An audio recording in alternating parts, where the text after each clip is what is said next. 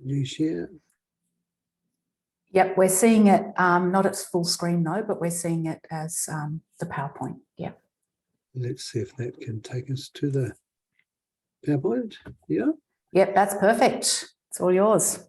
Yes, I've disciplined myself to just have a dozen, 10 or so dozen slides. I could talk all day.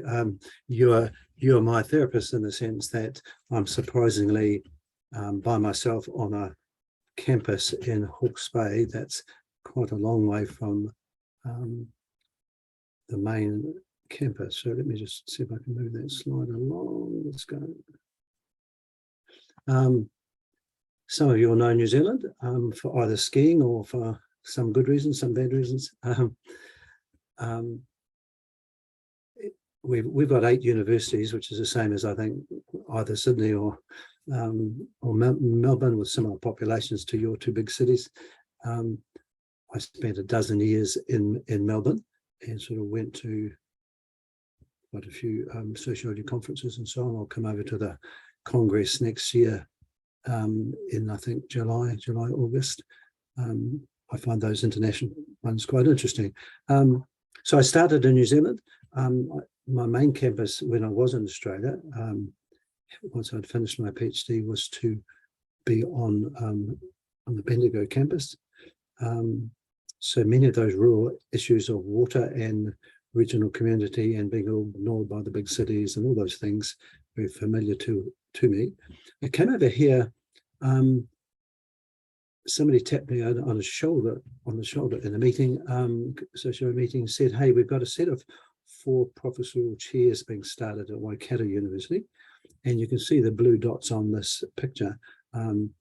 There's coastal, there's river, and there's so marine, riverine, lacustrine, which was a new word to me, meaning lakes, and then they wanted a social scientist as well here in Hawke's Bay, which is where I'm located. We were going to have 2 or 3 staff do teaching locally and have a research group, but with the troubles from COVID, most of that collapsed. So I've been sort of by myself here, but I'm still affiliated as a university member. So I've been teaching a geography first year environmental class for a year or 2, and this next year I'm starting on a sociology of the environment subject. So I have my foot in that door, but my support is half by the local regional council. And as you can see in my notes there, there's about a dozen regional councils around New Zealand, and we're going through a big process of change right at the moment, and that will probably be amalgamated into 4. The quality of water, the availability of water, we're nowhere near as dry as Australia is as a continent, but water issues are very front of mind at the moment across New Zealand. So there's a thing called 3 waters, meaning wastewater, drinking water, and water for farming and gardening and so on. That's exercising quite a lot of politics between the 2 main parties as they try and sort out with the incoming climate pressure. My interest in applied sociology comes partly from my rural background, and also the fact I ran a business for a number of years, growing plants. So I'm one of the few sociologists who can decap a hive of bees or shear a sheep or milk a cow, which gives me a sort of a feeling for moving amongst rural landowners and so on. You've got a sort of 1.5 million hectares in that green area around Napier, you can see on the slide. And so I'm starting to push an agenda that rather than just being climate smart and all sorts of catchy phrases like this, the regional council, if they focus on carbon, so pulling carbon down in rural settings, as well as stopping putting it up, would be a real, shall we say, not just a catchy phrase to grab on, but could be organic to the idea that we're a rural region. There's some funny things. Was it the previous slide or this slide? No. the kind of things that they want you to do, I don't think they quite know. And that's one of the fascinating things about being embedded and sort of half and half employed between a university and a regional council. So I'll talk a bit more about those sort of things. The main specific thing I've been doing is a series of technical papers. One about communication, one about the role of women in the regional council's work, out of which I had, as you can imagine, as a sociologist, I was advocating that we need to, A, pay attention to women and also give them spaces to act. And the communications manager, who said he'd been in the organisation for 15 years, said he'd never heard a talk like that before. So it's in that sort of space that I think I try and make some contribution, because I thought at first they wanted a lot of research, but there is quite a tendency to employ consultants. And I've done one or two minor jobs in the previous lives that I've lived. But it's something more in influencing things. And so there's a funny role that as a social scientist, and I have an undergraduate psychology degree, so I heard your comment before, Stan, about psychology. And while I use a lot of applied social psychology in my work, I do find that there's a disciplinary difference that sometimes jars on me a little bit, because it's all about the individual, when as a sociologist, you know, it's all about the context. And I use Pierre Bourdieu quite a bit, because he's terribly much about an individual disposition shaped by the context or structured by the structures. So that sort of framing, it's not to deny the individual stuff, but it's to see how it's generated. So all the blaming about people drinking Coca-Cola or throwing rubbish out, all the bad things we have are again and again found in a context, aren't they, of learning or family or education or all those things. So in terms of trying to honour the idea of wanting them to feel the influence, I've done quite a bit of joining things. I'm a president of the local Royal Society. I think we'll change the name just because the Queen's gone, but I'm involved in sort of environmental guy in the local Rotary group. They're a middle class sort of conservative volunteer organisation that has adopted environment as their 7th area of interest. And I immediately got sort of pushed into that slot. But it's kind of interesting because you're meeting the place where there's some people who say, well, if they're going to do that, I'm out of here, through to the people who are as green. So it's a really interesting opportunity to influence a whole new domain there. I've joined one or two. We have a national business department, and I've joined a regenerative agriculture technical advisory group. I'm the only social scientist on it. And I'm fascinated to hear the science guys don't get the farm guys. The science guys, STEM science, they want to measure things. How can we say regenerative ag's a good thing unless we can measure it? And my point as a social scientist is, listen, these guys are turning around and heading in the right direction. What's not to like? Stop pissing on them. Stop being all precious about your science. Absolutely, I'm pro-science, and Regen Ag's pro-science, but that's one of these things in this applied world of work. You have to listen to very different viewpoints. So this slide really talks about that in a little more detail. And so I've got a wife that's involved in social work in an applied situation. She's been a senior manager, so now developing an IS system. So I'll show you a little bit about that. But sometimes I don't know what I know that's relevant to a situation. Often the scientists are deeply involved in trying to get a local community to adopt the science, but they don't quite know how to say it. So there's these fascinating indecisions, or science guys have this discourse where they must be objective and they mustn't advocate, whereas of course in social science we see that as part of our business. So there's a very important ecologist in New Zealand who was hounded out of his university because he advocated that a certain river was full of cadmium and other things, and all sorts of people got onto him and got onto the Vice Chancellor and made life very hard for him, yet he was doing the social thing from his science, but he took on an advocate position. And I've had it said to me of scientists, you can't be an advocate and a scientist. So they have a contradictory discourse that locks them down for saying actually climate change is pretty serious. So, I mean, we've talked about a number of those sort of things, but let me just keep on going through our slide system. So this is the piece of work Yvonne's doing. So hers is an applied PhD, and what's called an industry PhD. And so this NGO in Victoria is needing to introduce a information system. And so you've got this, again, this fascinating system between people who are experts in informatics, computing, IS, all those sort of technical things. But you've got another group of people called social workers who are terribly worried about, very uncertain, very perhaps allergic that this will ruin or change or damage what they feel that they're good at. So you've got two different languages. So again and again, the appliedness of sociology is going between those languages or quickly picking up the other language and speaking to it in a way that's often quite hard. I can make a positive note about qualitative stuff. I can do both qualitative and I can do chi-squares and regression analysis as well as mostly doing qualitative work. And I thought that the quant stuff would be wanted in this applied sociology world, but quite often they say, oh no, we've got economists and policy people who do that. Tell us the stories. And so I was about to start a job in Victoria before I came over here that illustrates that quite well. We could talk about that.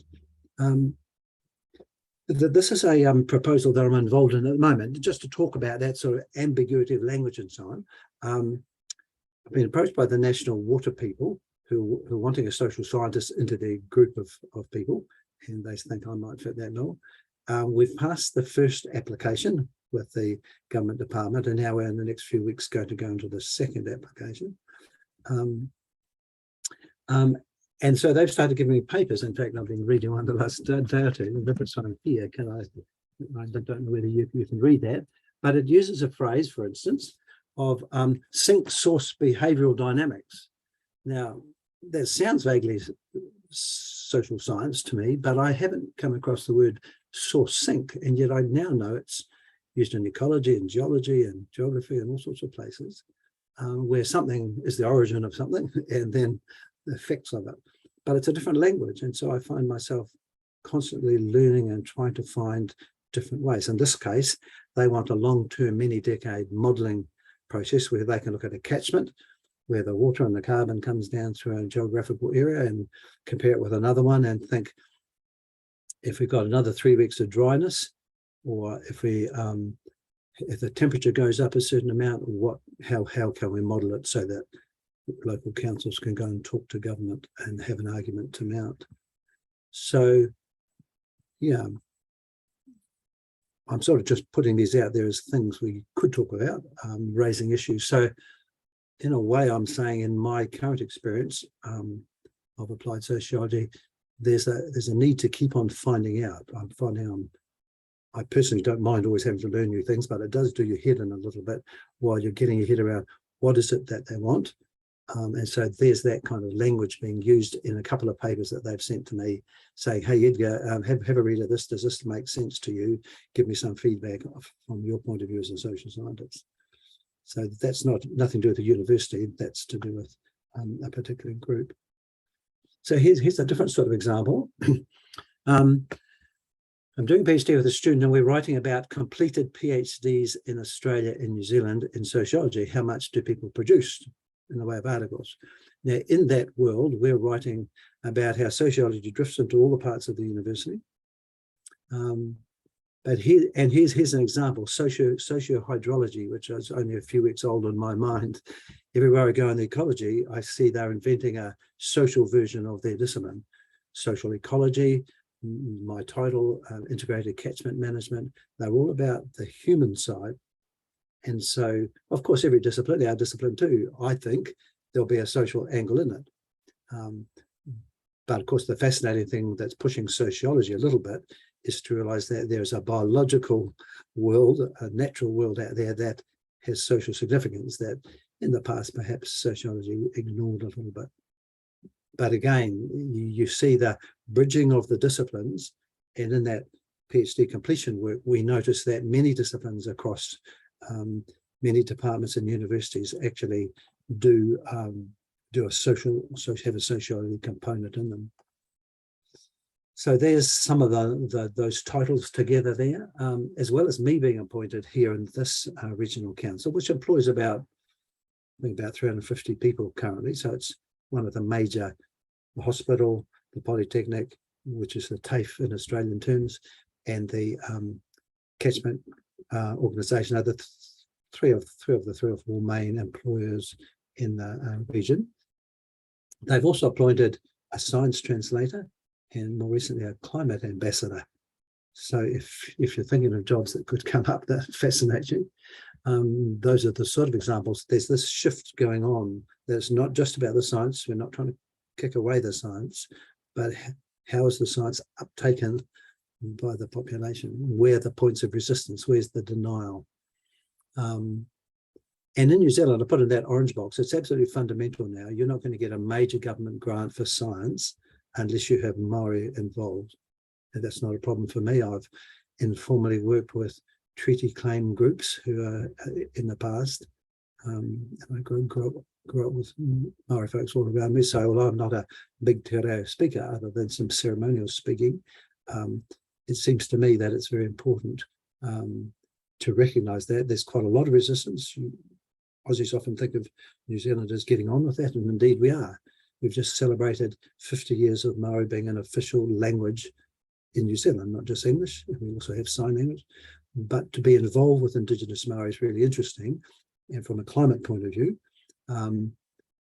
Maori still have a wholeness that in our Anglo-Christian tradition, we used to have the idea of being stewards of God's world.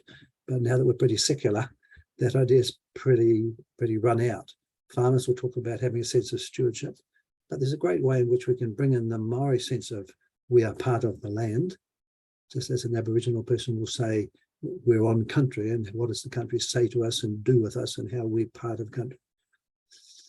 So issues down the bottom, people's understanding versus their willingness.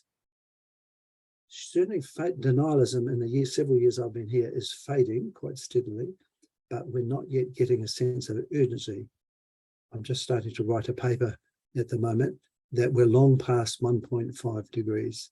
People won't say it, don't say it, but we're never going to be anywhere near 1.5. We could, but we won't be for various reasons I could talk to you about all day. So it's this action together. And sometimes it's the local and personal stuff, but also we have to keep pressurising those of you who are a bit activist, keep on with that, because we totally need to make the political will shift, which is still a long way from shifting. So when you're an applied sociologist, I might be speaking to the converted here, but you are working at someone else's behest. And whereas universities give priority to really understanding something, and you have the privilege when you're teaching of having to read to get your understanding up, in let's call it the real world, let's call it in an organisation, they want a result. They need that paper out, and you have to say whether you're for something or against something. So us sociologists have spent all our life learning to push through binaries and dichotomies and polarities to try and say, no, it's like this. That's quite a cultural problem I find constantly, and I keep trying to get slicker and slicker with how I get the point that's pretty obvious to me across. So in the last few weeks, I've started using a phrase that we've gone from overt denialism to a banal denialism. That is, I'm just not doing anything about it because I'm looking for a little phrase just to try and capture up a very profound piece of thinking. But of course, as I've tried to put in the bubble there, the big sociological questions are also the ones that pop up locally. I was out at dinner on Saturday night, and around the table, one woman who's had a fairly sheltered life, at one stage, given our conversation, said, "Do you people believe in climate change?" And of course, our host and hostess almost fell over backwards because they believe in great detail and the practice and a whole lot of things. But I find mixing with people who are don't have my understanding at all. There's actually surprisingly renewal of my head. How do I speak to that? How do I, because if we can shift that person, we've done something, as opposed to all talking to the choir, talking to the people who believe the same. So you can see there's a real interdisciplinarity. We talk about that a lot in social theory, but there is a real working between disciplines that's constant and somewhat painful. And you've got to accept you're going to miss the bus, fail quite a bit, but you can get small wins, shift somebody over, get somebody moving in a different direction. When you're working with scientists, what their sense of interdisciplinarity is that you'll come along and talk about their stuff. So again, I totally love all the science, whether it's biological science or what they're doing with vanadium, or someone's doing something with carbon. I'm totally respectful and admiring of that, but I just notice amongst the science community, there's a narrowness as much as amongst many of them, as much as there is amongst what they would say farmers or local communities. I find that quite a fascinating observation. I might yet write about that. So what about I stop there? I don't know whether that's a few starting points, or you can comment on your experience, or however we'd like to run our group for the next while. Shall I stop sharing that? I'll just turn the recording off.